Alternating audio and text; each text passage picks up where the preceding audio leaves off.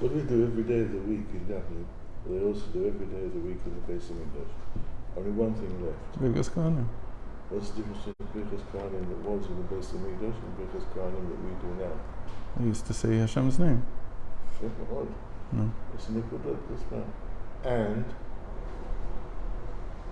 nobody's called out to Rech Hashem. The Kohanim just said it's true. They can't, because nobody can. You need to know when you're in the base of English. If you see them not doing it right, you'll be in the base doing it. Don't worry. I think there's very little chance that I will be in the basement. Hey, what an American speaker. Likkutei Sichot, Volume 2, Parshas Devarim. We're in Section 2. We learned the first Sichot yesterday. Okay? And the whole first Sichot was that there is a Nesiyas Hafachim. There is a paradox, a carrying of opposites in the Shabbos Chazon, Shabbos Devarim. And that was, we saw that on the one hand, it's a descent, but this descent leads to the ascent. And that's what it means that we're shown the future temple, the third temple. That's the ascent. The dafka happens on Shabbos Mevarchim. It couldn't happen in any other Shabbos. Shabbos, yeah, Chazon. Okay, section 2. דובר כבר פעם על כך שהעצבות שבין המצרים אינה צריכה להיות בשבת, כי בשבת חייבת לשרור שמחה. So we've talked before about the fact that the sadness of Ben HaMitzarim, of the 21 days of the 3 weeks, should not be felt on Shabbos, because on Shabbos there must be joy. And that itself is very interesting, because Shabbos is not connected to joy. Shabbos is connected to oneg. But it's also connected to joy. It's time if you would ask somebody, you'd say Shabbat is oneg. But still there's also simcha. Even though, why? Where do we learn this? Because Shabbos is one of the Moadim that's listed in Parshas Pinchas. Amongst them, Ele Moadei Hashem asher tikru otam b'moadam, and then Sheshet Emin and so on. So it starts from Shabbos. Right. There'd be one more pasuk that they got a second Torah every single Shabbos. Right. So, יתר על כן, moreover, בשבת זו צריכה להיות שמחה יתרה מבשבת אחרת, כדי שלא ייווצר חשש שהיעדר השמחה בא משום בין המצרים. On this Shabbos, Shabbos Chazon, the Shabbos we're going to have in 2 days, you have to have extra joy. So that God forbid, it would not seem that the lack of joy is because of this time of year, the 3 weeks. הסבר הדבר לפי בחינתו הפנימית היא, Shabbat ima'en la'atid avo, yom shekulo Shabbat. So how do we explain this according to the inner dimension of Torah? And Shabbos represents the future. It's a small taste of the future. And the future will be yom shekulo Shabbat, a day that is all Shabbos. Meaning Shabbos will be felt all the time. ומאחר שהגאולה העתידה תהיה, הרי במידה שלא יישאר כל רושם של הגלות, אין מקום לפיכך בשבת לעניין בין המצרים.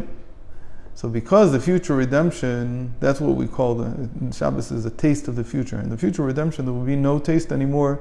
There will be no residue left from the Goalless, from the state of Goalless. By the way, Goalless means, what's Goalless mean? Goalless means that the Torah is not complete and the mitzvahs are not complete. That's really what it means. People have all kinds of strange definitions for it. But the Rebbe says very clearly in a few places, Goalless means that the Torah is not complete and the mitzvahs are not complete. Meaning we can't perform all the mitzvahs and we can't apply the entire Torah. The entire Torah is not being applied. So because none of this will be left in the coming redemption, so that should also be the state in which you feel Shabbos, as if the Torah is complete and all the mitzvot are complete. אלא שאמור מהווה הסבר לכך שבשבת אין צריכים להיות עניינים שהם היפוכם של שמחה. ההסבר לכך שבשבת זו צריכה להיות שמחה יתרה מבשבתות אחרות הוא... So this only explains why, in general, in any Shabbos, there should not be anything that's the opposite of joy, because Shabbos represents, it's a taste of the world to come. So it should be fully joyful. That's the only thing that there is, because there's completion of everything. But this doesn't explain why we should have extra joy on this Shabbos. The explanation for that is, ידוע הרי שהגאולה שלאחר הגלות מביאה למצב נעלה מכפי שהיה לפני הגלות. We know that the geula that comes after the Goalless, the redemption that comes after the exile, brings us to a state that's higher than even the state that we were before the exile. Okay. So what was the state before the exile? What? Okay. But we're not saying that it's greater than, yeah, we are. It's the same thing exactly. Except it's a little harder to understand in terms of history. How is it that our state in the future will be better than it was, let's say, in David's time? Okay. So what does the Rambam write? David Melech HaMashiach. So David's going to come and take... Said it, but still, how is it better than it was in his time? Things weren't perfect in the time of David anyway. They were still in the Chabot. So he finished. Said we talked about that. So let's say Shlomo even. So why? How could it be better? So if you define the redemption in terms of quality of life, maybe it will be higher. But if you define the redemption in terms of is the Torah complete? So the Torah was not complete even in times of David and Shlomo. What was missing? They didn't get rid of Amalek. They didn't. No, they did. David did. He fought against Amalek on 2 occasions. He killed them all up. He did. There's no Amalek afterwards. As far as we're concerned, there's no nation called Amalek after David's time. They don't exist anymore. So what was missing? So if you define it as the fulfillment of the entire Torah, he didn't finish the entire Torah. There were things he didn't do.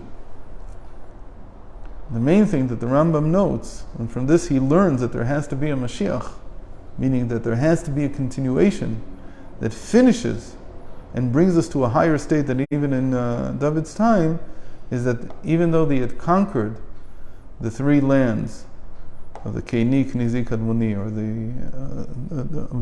of the right side of the Jordan, they didn't appoint 3 more Arei Miklat. They didn't appoint 3 more refuge cities.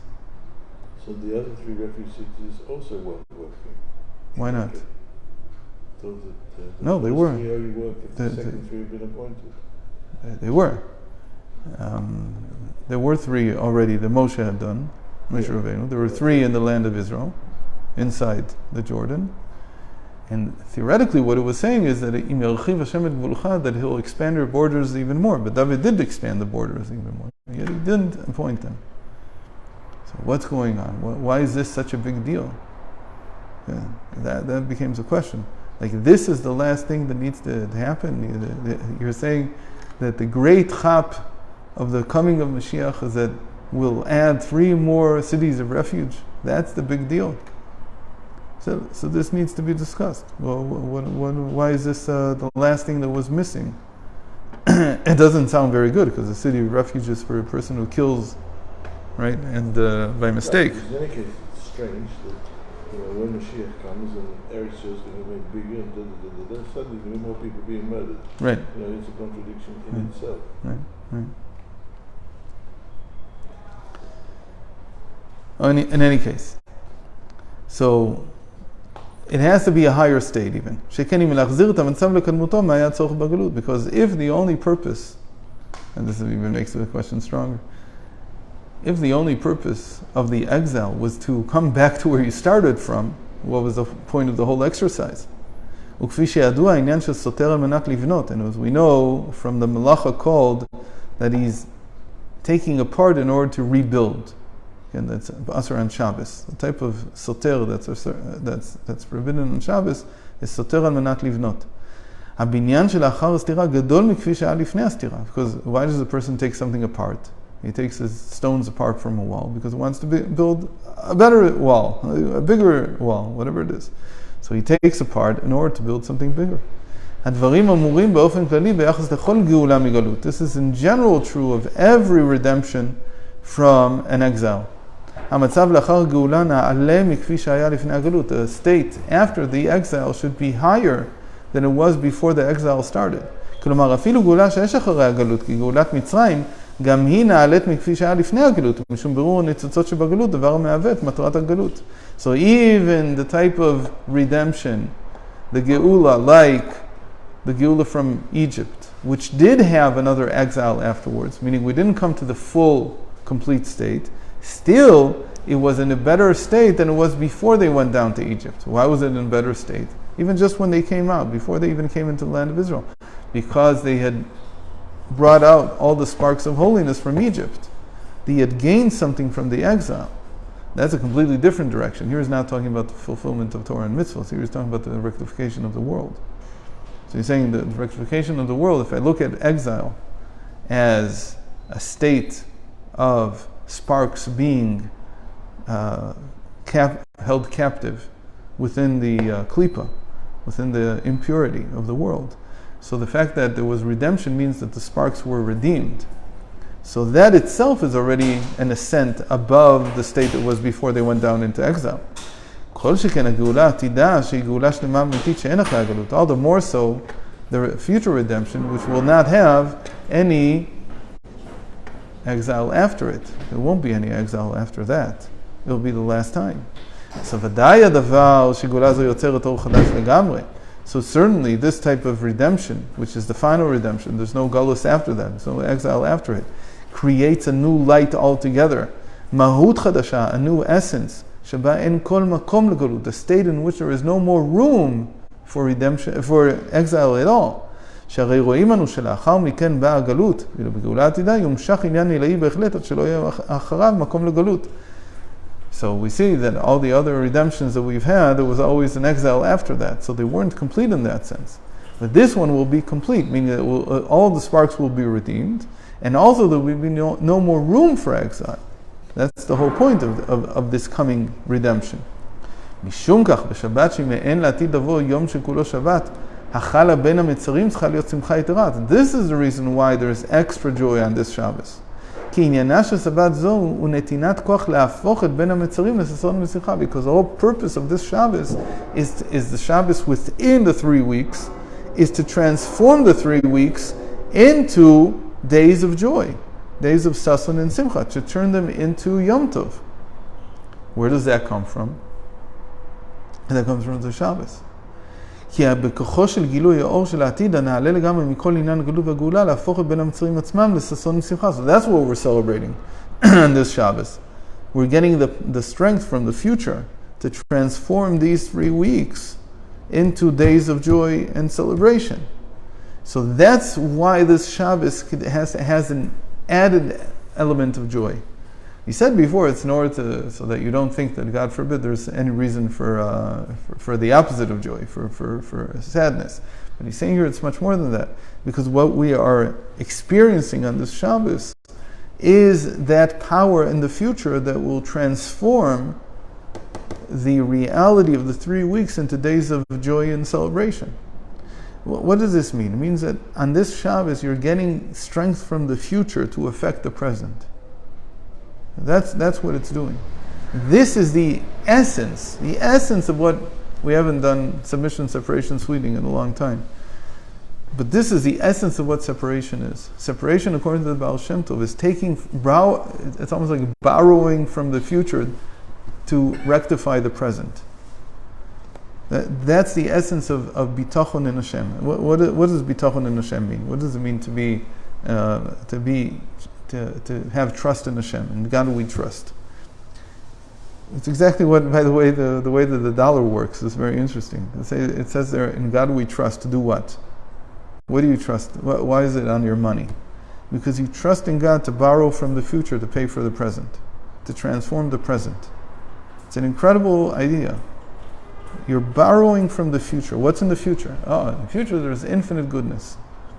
So I can borrow as much as I want to rectify the present. Who invented this? The Americans invented this. Nobody had this idea before. I'm going to borrow money from the future. Everybody had a deficit. Everybody's deficit is a trade deficit. Right? It's not a deficit versus their own currency. It's not like in Britain, if they print too many pounds, So they're in some deficit about their future. No, they're in the deficit in terms of how many dollars they owe. So it's their trade deficit. But in America, they print the dollars. They can't be in deficit versus the dollars. What they are is they're in deficit versus the future. And that's exactly what they keep saying. You know, they kept telling us when in the 80s when the deficit started growing, because it only could start growing after the 70s. And 71 was the, whatever, I can't remember what the act was. It was the act that removed the dependency of the dollar on the gold. So it was no longer it was no longer backed by gold in any way. It just became the reserve currency of the world. So what does it now mean? So what are the Americans printing based on? It's not their gold stockpile. They're not borrowing against anything. They're borrowing against the future. And so they used to tell us, we'll have to pay back that deficit. Our children and our grandchildren will be paying back this terrible deficit. Why would they have to pay back to whom? What are you talking about? They have to pay, you have to pay it back in some way. It's not true. Why? Because you're borrowing from the future. And the future is infinite. It's a very important concept that people have to have this in their mind. This is the essence of what the American economy discovered. That you can borrow from the future. Now, that's a small example, but every person, every human being can live this way. I borrow now from the future. What does it mean? The future is going to be great. Why should I feel great now? Why should I be all shiny, bushy-tailed, and all happy and come up to every person and be able to lift them if I myself don't feel so great? It says, borrow from the future. In the future, you're going to feel great. That's exactly how the Rebbe explained bitachon, tuach gut v'zayin gut. Even though this is only passive bitachon, it's passive trust. What am I trusting in? I'm trusting in Hashem, trusting in the future. Hashem will reveal Himself. So if a person's ill, and he trusts in Hashem, what does that mean? That he trusts that he's going to be well. So why should he now be sad? There's no reason to be sad. Same thing on this Shabbos. We're borrowing from the future. We're saying in the future, the state is going to be such that we're going to have a base of Mikdash, we're going to have everything. There's going to be no room for Goalless anymore. That's going to be. There's no question that it's going to be. You can take from that now. That's what he's saying here. You're borrowing from the future. Sounds good to me. You never pay later. You don't have to pay later because it's infinite. It's not like anything is lost there. That whole concept that you have to pay later, that's the old way of thinking. Why? Because in the old way of thinking, there was Goalless afterwards. But now there won't be any Goalless anymore. You can borrow as much as you want and it's fine. זה גם מובן, ההלכה הפסוקה בשולחן ערוך שבשבת שבין המצרים מותרת סעודת שלמה בשעתו. This is why it says in the Shulchan Aruch that not only should you have regular Shabbos meals, but it's permissible to have a Suda like Shlomo in his time. Why did they call it a Suda like Shlomo in his time? Says the Rebbe, Shari b'mei Shlomo kaima siyara b'shlemuta. Because in the time of Shlomo, we mentioned this just before, they were in a state that even the moon was filled. It was as if the moon was filled all the time. It was not waxing and waning. So in this Shabbos, you're borrowing from the future Shabbos, the day that is all Shabbos, and you're borrowing to this Shabbos, and you should feel on this Shabbos you can spend this. Of course, you're not spending money, you're spending the joy that's going to be in the future, you can spend now, here in the present. And when do you spend it? You spend it on this Shabbos. And it's because of this that this Shabbos gives the strength to transform the 3 weeks into days of joy and celebration. You follow this idea? It's a very important idea. He doesn't spell it out completely, but again, because he doesn't generalize it here. But this is called bitachon. Bitachon means I'm borrowing from the future in order to pay for the present, but I never have to return that because in the future I'm going to be well. Everything's going to be perfect. Halavai. What do you mean halavai? You have to learn how to do it. Without Hashem, take it from the Yad Mamish. So, See the word? I say one more word. This is when a person wants to rectify the situation now. A lot of it has to do with how we treat each other. So the reason that you might be angry at someone is because you haven't made up yet. Not you. You're never angry at anyone. But people might not get along. It's because they haven't found the right way to get along. But they know that in the future they're going to get along. Yesterday I was talking with someone in Canada. He's saying to me, what, you're saying that in the future all my relatives are going to come back, but they hate me. He said, yeah, they're going to come back, but this time they're going to like you. And actually, you're going to like them too. So if it's going to be like that in the future now, you can like your relatives now. You can come to that. That's what transforms the 3 weeks into days of joy and celebration. When there's love between people. So where are you taking from? You're taking from the future. Hashem is going to solve all these problems in a certain sense. He's going to reveal a different dimension to reality. And so that will be possible. You can borrow from that right now. You know that you're going to be healed in the future. All your relationships will be healed. So borrow from it now, like they're completely healed. Okay.